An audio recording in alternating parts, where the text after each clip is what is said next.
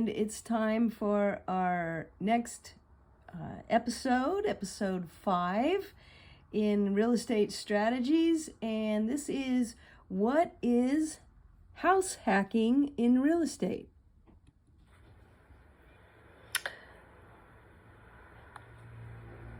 What is house hacking?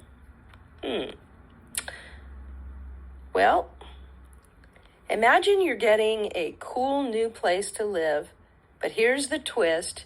You're also becoming a mini landlord at the same time.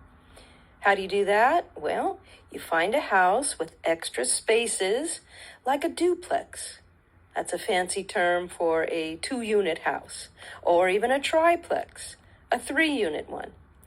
You move into one of these spaces and rent out the rest to awesome people who need a home.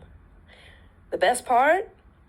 The rent money from your awesome tenants helps pay for things like your mortgage, insurance, and the repairs.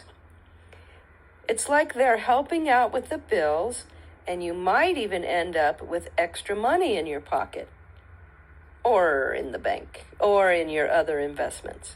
But wait, being a landlord means you're the go-to person. So if the sink decides to leak, or if someone needs a light bulb changed, it's you.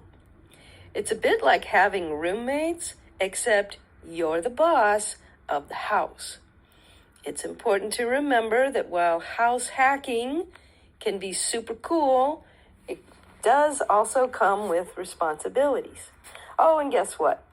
If you decide to move out later, you've got choices. You can keep renting out the other spaces for a steady income, or you can sell the whole place and hopefully make a nice profit.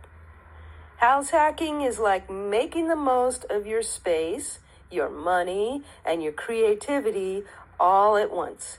Just remember, it's not just about finding a place to live, it's about being a friendly landlord too. For more tips and real estate adventures, please check out our website.